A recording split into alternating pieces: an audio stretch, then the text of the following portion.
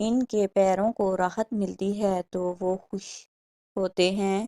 ابا کی اپنی ہی منطق تھی کہ میں اس کام کو چونکہ پسند نہیں کرتا تھا اس لیے پڑھ رہا تھا کہ میں پڑھ لکھ کر دفتر میں نوکری کرنا چاہتا تھا، لیکن اب کچھ دنوں سے مجبوری کے عالم میں یہاں آ کر بیٹھ جاتا کیونکہ اس کے علاوہ ہماری آمدنی کا کوئی اور ذریعہ بھی نہیں تھا۔ ابا کو دیکھتے دیکھتے نہ جانے کب میں یہ کام سیکھ گیا، مجھے تو اس بات کا اندازہ ہی نہیں تھا۔ حالانکہ میں ابا کے پاس ذرا تھوڑے وقت کے لیے ہی آیا کرتا تھا اور آج تک میں نے کبھی ابا کے اوزاروں کو ہاتھ نہیں لگایا تھا، لیکن ابا کی طبیعت کی خرابی کے بعد سب کچھ بدل کر رہ گیا۔ میں روز ایک مخصوص وقت پر ادھر آ کر بیٹھ جاتا اور ان لوگوں کے جوتے سلائی کر کے پیسے کماتا۔ شام کو جتنی بھی کمائی ہوتی وہ جا کر اماں کے ہاتھ پر رکھ دیتا۔ میرے پاس ابا جتنا کام تو نہیں تھا، لیکن پھر بھی اتنے پیسے آ جاتے تھے کہ روز کا کھانا پینا ہو جاتا تھا۔ گھر میں میری ایک پھپھو بھی تھی۔ پھپھو کے بارے میں ہمیں صرف اتنا ہی معلوم تھا کہ جوانی میں ان کی شادی کی گئی تھی، لیکن ان کا شوہر اچھا نہیں نکلا اور اس نے پھپھو کے اوپر ظلم کرنا شروع کر دیا۔ وہ بہانے بہانے سے پھپھو کے اوپر ظلم کرتا، انہیں مارتا پیٹتا اور کئی کئی دن تک کمرے میں بھوکا پیاسا قید کر دیتا۔ پھپھو نے بہت عرصہ اس کے ظلم برداشت کیے، صرف اسی وجہ سے ان کا گھر بس جائے، لیکن وہ شخص تو ہماری سوچ سے بھی زیادہ کمینہ نکلا۔ اس نے پھپھو کے اوپر ظلم کی حد کر دی تھی۔ وہ نفسیاتی مریض تھا۔ یہی وجہ تھی کہ ایک دن جب ابا اپنی بہن سے ملنے کے لیے گئے تو وہ کمرے میں بند تھی اور بھوک اور پیاس سے نڈھال ہوئی پڑی تھی۔ ابا نے تو واویلا مچا دیا اور اپنے بہنوئی کو بھی خوب برا بھلا کہا۔ ابا تو غصے میں جیسے پاگل ہو گئے۔ اپنی اکلوتی بہن کا یہ حال دیکھ کر ابا کو بہت افسوس ہو رہا تھا۔ یہی وجہ تھی کہ ابا نے وہاں سے کمرے کا تالا توڑ کر اپنی بہن کو نکالا اور ساتھ لے کر آ گئے۔ وہ دن اور آج کا دن پھپھو گھر پر ہی ہمارے ساتھ ہوتی ہے، لیکن ان سارے حالات سے گزر کر پھپھو اب کچھ نفسیاتی سی ہو گئی ہیں۔ وہ کبھی بے تحاشا ہنسنے لگتی اور کبھی رونے لگتی ہیں۔ اسی طرح کبھی وہ سارا دن بولتی رہتی تو کبھی کئی کئی دن چپ کر بیٹھی رہتی ہیں۔ پھپھو کی ذہنی کیفیت کو دیکھتے ہوئے پھپھو کو زیادہ تر ایک کمرے میں ہی رکھا جاتا، انہیں کسی کے سامنے نہیں آنے دیا جاتا، کیونکہ اس طرح ڈر تھا کہ کہیں وہ کسی پر حملہ نہ کر دے، کیونکہ اس سے پہلے وہ 2-3 بار امی پر حملہ کر چکی تھی اور اس حملے میں امی کو شدید چوٹیں بھی آئی تھیں۔ یہی وجہ تھی کہ ابا کی کوشش ہوتی کہ پھپھو زیادہ تر گھر پر ہی رہے۔ پھپھو کا گھر میں صرف ابا سے رویہ ٹھیک تھا اور وہ ابا کے کام بھاگ بھاگ کر کرنے کی کوشش کرتی اور ان کے پاس بیٹھ کر کتنی کتنی دیر باتیں کرتی رہتی۔ اس معاملے میں ابا خاموشی سے بیٹھ کر سنتا رہتا۔ پھپھو کبھی بیتے زمانے کی باتیں کرتی جب وہ بیمار تھی اور اس گھر میں قید تھی، اور کبھی وہ اپنے ابا کے بچپن کی باتیں کرتی۔ میری دونوں چھوٹی بہنیں تو پھپھو سے خوف زدہ ہی رہتی۔ ان کا خیال تھا کہ پھپھو انہیں بری طرح گھورتی ہیں اور کسی دن اگر انہوں نے ان پر حملہ کر دیا تو ہم کیا کریں گی۔ دونوں چھوٹی بہنیں ابھی میٹرک میں پڑھ رہی تھیں اور وہ دونوں جڑواں ہی تھیں۔ یہی وجہ تھی کہ گھر بھر کی لاڈلی تھیں اور گھر کی رونق بھی انہی سے تھی۔ میں چونکہ اب 20 سال کا ایک نوجوان تھا اور ابا کی جگہ پر آج کل کام سنبھال رہا تھا، اسی لیے ذمہ داری بھی زیادہ بڑھ گئی تھی۔ ابا تو بالکل ٹھیک تھے، لیکن اچانک اس بیماری نے بستر پر ہی لگا دیا۔ علاج چل رہا تھا اور ڈاکٹر کا خیال تھا کہ کچھ ہی دنوں میں وہ دوبارہ اپنے پیروں پر کھڑے ہو جائیں گے۔ ابا کے اڈے پر جاتے ہوئے مجھے 3 4 دن ہی ہوئے تھے کہ یہ لڑکی آج مجھے مل گئی۔ میں اسے گھر تو لے آیا، لیکن اماں کا خیال تھا کہ اس طرح کسی کی لڑکی کو اٹھا کر گھر لے آنا مناسب نہیں ہے۔ نہ جانے اس نے تمہیں جو کچھ بتایا ہے وہ سچ بھی ہے یا نہیں، لیکن میں نے اماں سے یہی کہا کہ اماں، میں نے تو نیکی کی ہے، ہو سکتا ہے جو کچھ اس نے مجھے بتایا ہو وہ سچ ہی ہو، اسی لیے آپ خیال مت کریں۔ اور وہ 2-4 دن میں چلی جائے گی۔ لیکن وہ جیسے اس گھر میں سیٹ ہو گئی تھی اور اب یہاں سے جانے کا نام ہی نہیں لے رہی تھی۔ ایک دن اسی طرح جب میں شام کو کام سے واپس آیا تو میری چھوٹی بہن بہت پریشان بیٹھی ہوئی تھی۔ میں نے اس سے پوچھا، کیا ہوا تمہیں؟ تمہارے چہرے پر اس طرح ہوائیاں کیوں اڑ رہی ہیں؟ مجھے دیکھ کر وہ کہنے لگی، بھائی آج بہت عجیب سی بات ہوئی۔ اس کی آنکھوں میں اور چہرے پہ ابھی خوف نظر آ رہا تھا۔ میں نے پوچھا، کیا ہوا؟ کیسی بات؟ تو وہ کہنے لگی، بھائی میں آج اس لڑکی کو کمرے میں ڈھونڈنے آئی تھی۔ ہمارا خیال تھا کہ ہم مل کر کھیلتے ہیں، لیکن وہ مجھے کہیں دکھائی نہیں دی۔ میں نے سارا گھر چھان مارا اور وہ مجھے کہیں پر بھی نظر نہیں آئی۔ مجھے صحیح معنوں میں اسے اب تشویش ہونے لگی تھی کہ آخر وہ کہاں گئی، اور وہ ہمارے گھر میں مہمان ہے، اور اس طرح بتائے بغیر وہ کہاں چلی گئی۔ یہی سوچ کر میں اوپر چھت پر جانے لگی تھی کہ اماں سے پوچھوں، شاید وہ انہیں کچھ بتا کر گئی ہو۔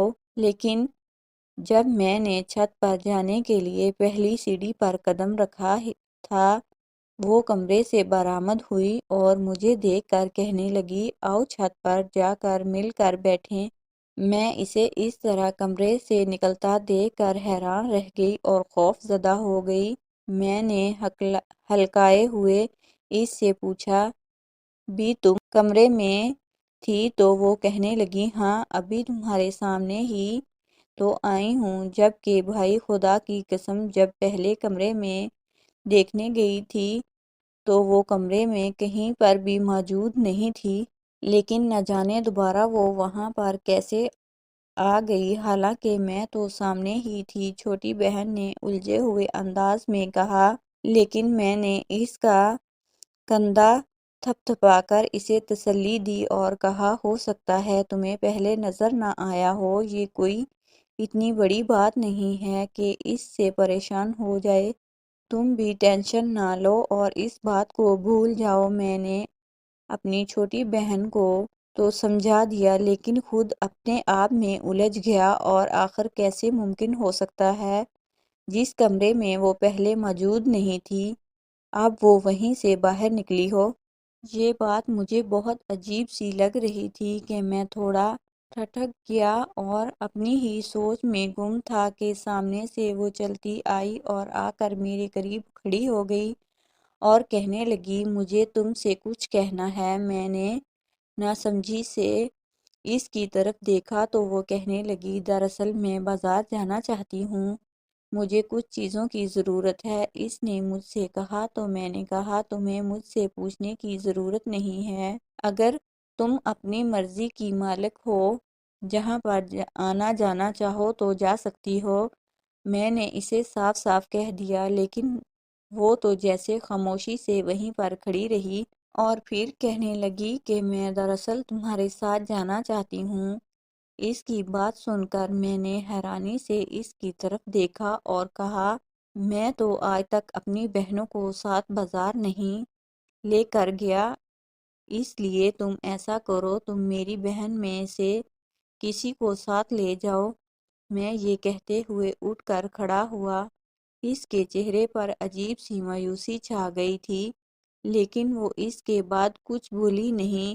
اسے انکار کر کے مجھے خود بھی اچھا نہیں لگ رہا تھا، لیکن میں نے اپنے گھر والوں کو کسی بھی بات کرنے کا موقع نہیں دے سکتا تھا، اور وہ ویسے بھی جس محلے میں ہم رہتے تھے وہاں پر پہلے بھی اس لڑکی کے آنے پر عجیب عجیب باتیں پھیلی ہوئی تھیں، لیکن اماں ان سب کا منہ توڑ جواب دے دیتی اور اگر ان محلے والوں نے مجھے اس کے ساتھ باہر نکلتے دیکھ لیا تو نہ جانے کیا کیا باتیں کرتے۔ یہی وجہ تھی کہ میں نے اسے صاف صاف انکار کر دیا۔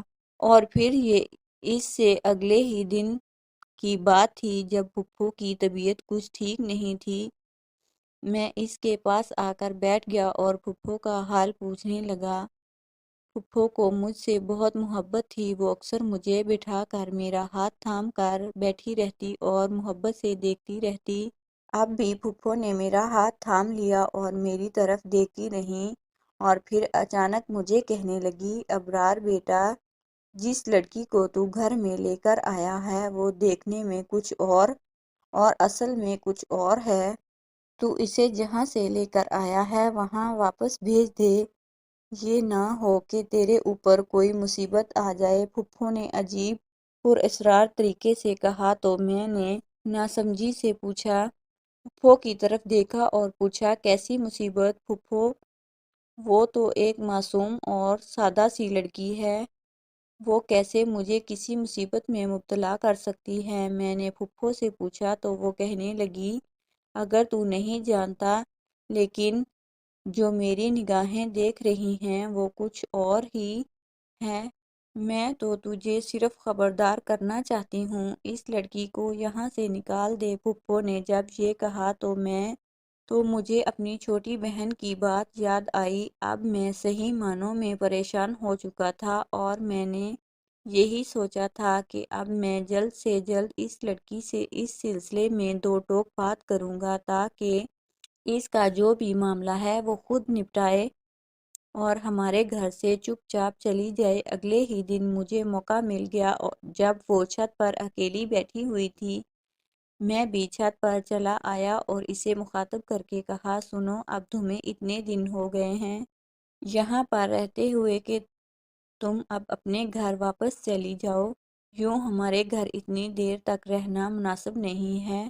اب تمہاری سوتیلی ماں کو اپنے کیے پر پچھتاوا ہو اور وہ تمہیں گھر میں رہنے دے اور وہ دوبارہ تنگ نہ کرے۔ میں نے اسے کہا تو اب تم یہاں سے واپس چلی جاؤ، اتنے دن تک یہاں رہنا مناسب نہیں ہے۔ یہ کہتے ہوئے میں نے اس سے نظریں چرائی تو وہ چند لمحے خاموشی سے مجھے دیکھتی رہی اور پھر کہنے لگی، دراصل ابھی واپس نہیں جا سکتی، تم اس بات کو سمجھو۔